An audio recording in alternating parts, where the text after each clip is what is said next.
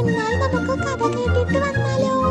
ഒരിക്കൽ ഒരു കാട്ടിൽ ഒരു സിംഹമുണ്ടായിരുന്നു. സിംഹച്ചൻ വയസ്സായതും തളർന്ന് അവശനുമായിരുന്നു. സിംഹച്ചൻ മറ്റു മൃഗങ്ങളെ വേട്ടയാടില്ലായിരുന്നു. ഒരിക്കൽ ഒരു വിഡ്ഢിയായ ആട്ടിൻകുട്ടി സിംഹത്തിന്റെ അടുത്തു വന്നു. സിംഹത്തിന്റെ ആരോഗ്യത്തെ പറ്റി അന്വേഷിച്ചു. എനിക്കൊട്ടും വയ്യ, സിംഹക്കുട്ടി പറഞ്ഞു. എനിക്ക് എണീക്കാൻ പോലും വയ്യ, എനിക്ക് എന്റെ കാല് അനക്കാൻ പോലും പറ്റുന്നില്ല. ആട്ടിൻകുട്ടി സിംഹത്തിനെ സഹായിക്കാൻ വേണ്ടി അടുത്തേക്ക് ചെന്നു. സിംഹം ചാടിക്കൊണ്ട് ആട്ടിൻകുട്ടിയുടെ കഴുത്തിൽ പിടിച്ചു. ആ ദിവസം അവൻ നന്നായി ആഹാരം കഴിച്ചു.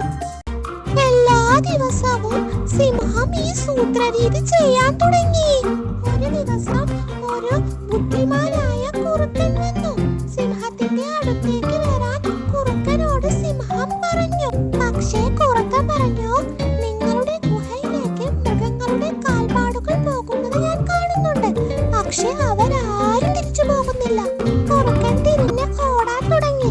നിനക്കെന്നെ പറ്റിക്കാൻ കഴിയില്ല, നിനക്കെന്നെ കഴിക്കാനും കഴിയില്ല, ടാറ്റാ.